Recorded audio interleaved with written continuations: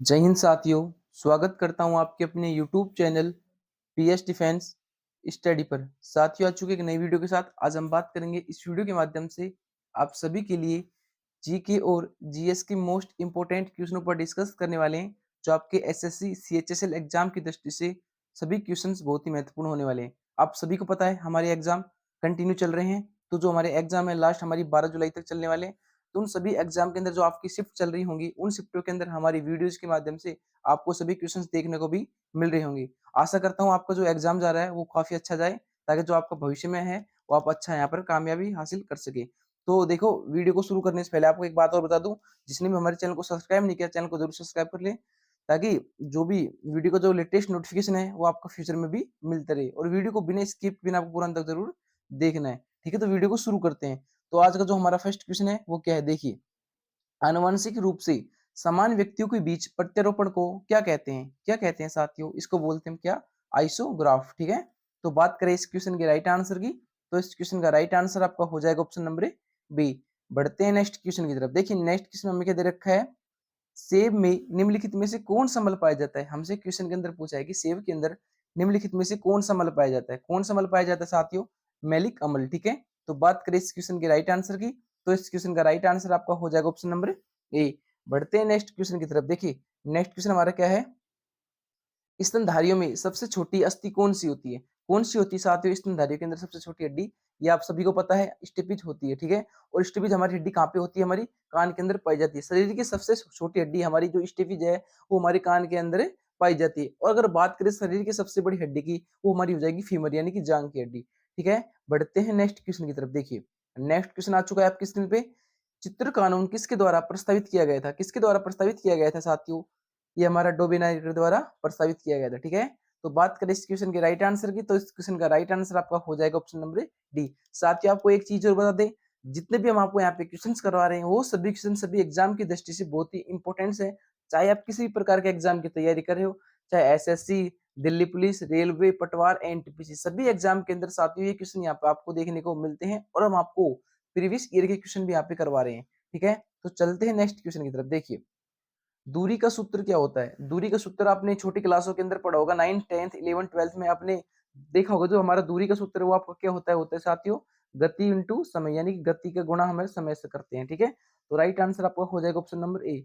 बढ़ते हैं next question की तरफ। देखिए, नेक्स्ट क्वेश्चन हमारा क्या है, देखिए साथियों। किसी वस्तु के उत्पन्न हुआ दबाव उस पर लागू की गई दबाव के सीधे समानुपाती होता है, इसे क्या कहते हैं? क्या कहते हैं इसे साथियों? इसे बोलते हैं क्या? हुक का नियम। ठीक है, आपने पढ़ा होगा साथियों, हुक्का नियम 11th 12th के अंदर साथियों, जो हुक्का नियम है साथियों इसी प्रकार ही करता है। ठीक है, तो बात करें इस क्वेश्चन के राइट आंसर की, तो इस क्वेश्चन का राइट आंसर आपका हो जाएगा ऑप्शन नंबर बी। बढ़ते हैं नेक्स्ट क्वेश्चन की तरफ। देखिए, नेक्स्ट क्वेश्चन में क्या दे रखा है, आवर्त सारणी सर्वप्रथम किसके द्वारा दी गई थी? यानी कि जो आवर्त सारणी की जो है, यानी किसके द्वारा चलाई गई थी आवर्त सारणी, यानी इसके जो निर्माता है वो कौन है? कौन है साथियों? ये हमारे हैं मैत्री मेंडलीफ। ठीक है, तो बात करें इस क्वेश्चन के राइट आंसर की, तो इस क्वेश्चन का राइट आंसर आपका हो जाएगा ऑप्शन नंबर सी। बढ़ते हैं नेक्स्ट क्वेश्चन की तरफ। देखिए, पृथ्वी पर एक बड़े उल्कापिंड प्रभाव के परिणाम स्वरूप डायनासोर के विलुप्त होने का सिद्धांत किसका दिन है? किसकी देन है, यानी किसका देन है साथियों? ये आपका हो जाएगा किसकी देन साथियों? लुइस अल्वारेज की देन है। ठीक है, तो बात करूं मैं इस क्वेश्चन के राइट आंसर की, तो इस क्वेश्चन का राइट आंसर आपका हो जाएगा ऑप्शन नंबर बी। तो चलते हैं नेक्स्ट क्वेश्चन की तरफ। देखिए साथियों, नेक्स्ट क्वेश्चन हमारा क्या है, निम्न में से कौन से तत्वों के लवण सबसे अधिक घुलनशील होते हैं? कौन से तत्व के होते हैं साथियों? ये आप सभी को पता है, सोडियम के। ठीक है, तो मैं बात करूं इस क्वेश्चन के राइट आंसर की, तो इस क्वेश्चन का राइट आंसर आपका हो जाएगा ऑप्शन नंबर सी। बढ़ते हैं नेक्स्ट क्वेश्चन की तरफ। देखिए, टमाटर में कौन सा अम्ल मौजूद होता है? हमारे जो टमाटर होता है, जो उसके अंदर जो मौजूद अम्ल है वो कौन सा होता है? सभी को पता है साथियों, ऑक्जेलिक अम्ल। ठीक है, टमाटर के अंदर ऑक्जेलिक अम्ल पाया जाता है। अब मैं अब आपसे बात कर रहा हूँ कि नींबू के अंदर कौन सा अम्ल पाया जाता है? इसका जवाब हमें कमेंट सेक्शन में दीजिए। चलते हैं नेक्स्ट क्वेश्चन की तरफ। देखिए, नेक्स्ट क्वेश्चन हमें क्या दे रखा है, न्यूलैंड्स के अष्टक नियम के अनुसार निम्नलिखित में से किसने सोडियम के समान है? यानी कि न्यूलैंड्स के अष्टक नियम के अनुसार निम्नलिखित में से किसके सोडियम के समान होते हैं? यानी कौन होते हैं, किसमें सोडियम के समान गुण होते हैं? कौन होते हैं साथियों? ये आप सभी को पता होगा, लिथियम। यानी लिथियम के जो गुण होते हैं वो सोडियम के समान होते हैं। तो राइट आंसर की बात करें तो ऑप्शन नंबर डी इसका राइट आंसर हो जाएगा। बढ़ते हैं नेक्स्ट क्वेश्चन की तरफ। देखिए, निम्नलिखित में से कौन सी दूरी एक इकाई नहीं है? यानी निम्नलिखित में से कौन सी दूरी एक इकाई नहीं है? कौन सी साथियों? Long string. तो बात करें इस क्वेश्चन के राइट आंसर की, तो इस क्वेश्चन का राइट आंसर आपका हो जाएगा ऑप्शन नंबर बी। ठीक है, देखिए नेक्स्ट क्वेश्चन हमारा क्या है। निम्नलिखित में से कौन सा संक्रमण धातु नहीं है? हमसे क्वेश्चन के अंदर पूछा है कि कौन सा धातु है जो संक्रमण धातु नहीं है। कौन सा नहीं है साथियों? इसके अंदर हमारा जो रेडियम है वो हमारा संक्रमण धातु नहीं है। तो बात करें राइट आंसर की, तो इसका राइट आंसर आपका हो जाएगा ऑप्शन नंबर डी। चलते हैं नेक्स्ट क्वेश्चन की तरफ। देखिए नेक्स्ट क्वेश्चन में हमें क्या दे रखा है, हेलोजन के बाह्यतम कोष में कितने इलेक्ट्रॉन होते हैं? कितने इलेक्ट्रॉन होते हैं हेलोजन के बाह्यतम कोष में? ये होती है हमारी 7 इलेक्ट्रॉन। ठीक है, तो बात करें इस क्वेश्चन के राइट आंसर की, तो इस क्वेश्चन का राइट आंसर आपका हो जाएगा ऑप्शन नंबर बी। बढ़ते हैं नेक्स्ट क्वेश्चन की तरफ। देखिए नेक्स्ट क्वेश्चन में हमें क्या दे रखा है, पृथ्वी का अपना वायुमंडल क्यों है? क्यों है पृथ्वी का अपना वायुमंडल? क्यों है साथियों? गुरुत्व शक्ति की वजह से। ठीक है, तो बात करें इस क्वेश्चन के राइट आंसर की, तो इस क्वेश्चन का राइट आंसर आपका हो जाएगा ऑप्शन नंबर सी। साथियों वीडियो के लिए एक लाइक जरूर कर सकते हैं क्योंकि वीडियो बनाने में साथियों बहुत ही मेहनत लगती है। तो बढ़ते हैं नेक्स्ट क्वेश्चन की तरफ। देखिए चाल का मूल मात्रक क्या है? हमसे क्वेश्चन के अंदर पूछा है कि चाल का मूल मात्रक क्या है। क्या है चाल का मूल मात्रक? ये होता है हमारा मीटर पर सेकंड। ठीक है, तो मीटर पर सेकंड हमारा जो चाल का मूल मात्रक होता है। बात करें राइट आंसर की, तो इसका राइट आंसर आपका हो जाएगा ऑप्शन नंबर डी। बढ़ते हैं नेक्स्ट क्वेश्चन की तरफ। देखिए निम्नलिखित में से किसकी कमी के कारण प्लेग्रा रोग होता है? किसकी वजह से होता है प्लेग्रा रोग? ये आपकी होता है नियासिन की वजह से। ठीक है, तो मैं बात करूं इस क्वेश्चन के राइट आंसर की, तो इस क्वेश्चन का राइट आंसर आपका हो जाएगा ऑप्शन नंबर डी। बढ़ते हैं नेक्स्ट क्वेश्चन की तरफ। देखिए धातु और उनके अयस्कों के संदर्भ में निम्नलिखित में से कौन सा युग्म सही नहीं है? कौन सा युग्म सही नहीं है साथियों? इसके अंदर आपका हो जाएगा साथियों, कोबाल्ट है वो स्मिलाइड है, सोना है वो क्लोराइड है, और जो हमारा पारा है वो ग्रेनाइट नहीं हो सकता, एल्यूमिनियम है जो क्रोलाइट है।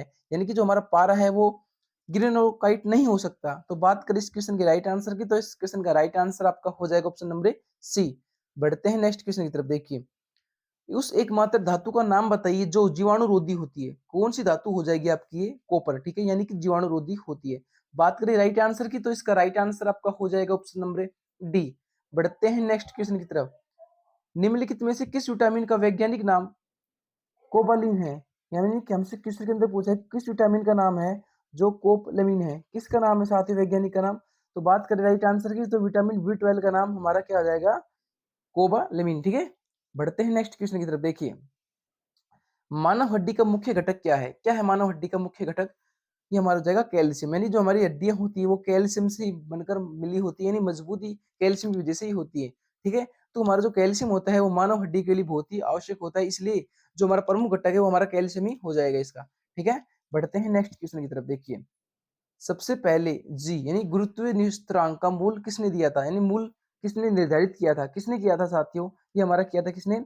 लॉर्ड कैवेंडिश ने। ठीक है, तो बात करें इस क्वेश्चन के राइट आंसर की, तो इस क्वेश्चन का राइट आंसर आपका हो जाएगा ऑप्शन नंबर ए। बढ़ते हैं नेक्स्ट क्वेश्चन की तरफ। देखिए नेक्स्ट क्वेश्चन में हमें क्या दे रखा है, निम्नलिखित में से कौन सा प्रोटीन नाखूनों में पाया जाता है? हमसे क्वेश्चन अंदर पूछेगी कौन सा प्रोटीन है जो नाखूनों के अंदर पाया जाता है। कौन सा हो जाएगा साथियों? ये आपका हो जाएगा कौन सा साथियों? केराटिन। ठीक है, तो बात करें इस क्वेश्चन के राइट आंसर की, तो इस क्वेश्चन का राइट आंसर आपका हो जाएगा ऑप्शन नंबर बी। बढ़ते हैं नेक्स्ट क्वेश्चन की तरफ। देखिए निम्नलिखित में से किस धातु को चाकू से काटा जा सकता है? किस धातु को काटा जा सकता है चाकू की सहायता से साथियों? आप सभी को पता है साथियों, जो सोडियम होता है साथियों उसको हम चाकू की सहायता से काट सकते हैं। ठीक है, यानी कि जो पनीर होता है हमारा, पनीर की जैसा ही आता है सोडियम, उसको हम चाकू की सहायता से अलग दो विभागों में विभाजित कर सकते हैं। तो मैं बात करूं इस क्वेश्चन के राइट आंसर की, तो इस क्वेश्चन का राइट आंसर आपका हो जाएगा ऑप्शन नंबर डी।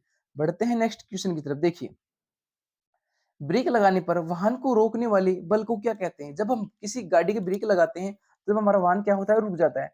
जो रुका हुआ बल होता है वो कौन सा बल होता है? कौन सा किस बल के नाम से जानते हैं उसको? हम जानते हैं उसको किस बल से? घर्षण बल के नाम से। ठीक है, तो बात करें इस क्वेश्चन के राइट आंसर की, तो इस क्वेश्चन का राइट आंसर आपका हो जाएगा ऑप्शन नंबर सी।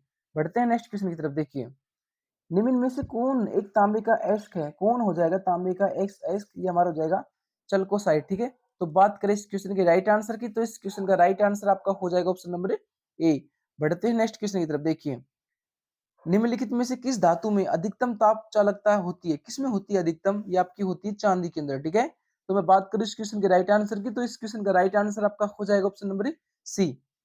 बढ़ते हैं नेक्स्ट क्वेश्चन की तरफ। देखिए इलेक्ट्रॉन एक एंटी पार्टिकल क्या है? इलेक्ट्रॉन का एक एंटीकल पार्टिकल क्या है? क्या हो जाएगा इलेक्ट्रॉन का? पॉजिट्रॉन। ठीक है, तो मैं बात करूँ इस क्वेश्चन के राइट आंसर की, तो इस क्वेश्चन का राइट आंसर आपका हो जाएगा ऑप्शन नंबर ए।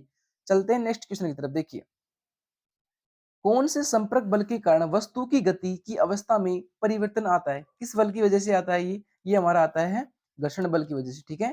तो मैं बात करूं इस क्वेश्चन के राइट आंसर की, तो इस क्वेश्चन का राइट आंसर आपका हो जाएगा ऑप्शन नंबर बी। चलते हैं नेक्स्ट क्वेश्चन की तरफ। देखिए, आखिरी क्वेश्चन हमारा क्या है, आखिरी क्वेश्चन में हमें दे रखा है कि मांसपेशियों को, यानी कि मांसपेशियों को हड्डी से जोड़ने वाले ऊतकों को क्या कहते हैं? यानी कि जो हमारी मांसपेशियां होती है और हड्डी को आपस में कनेक्ट करने वाले जो ऊतक कहते हैं, उसे वो क्या कहलाते हैं? क्या कहलाते हैं वो हमारे कहलाते हैं डेंटन, ठीक है।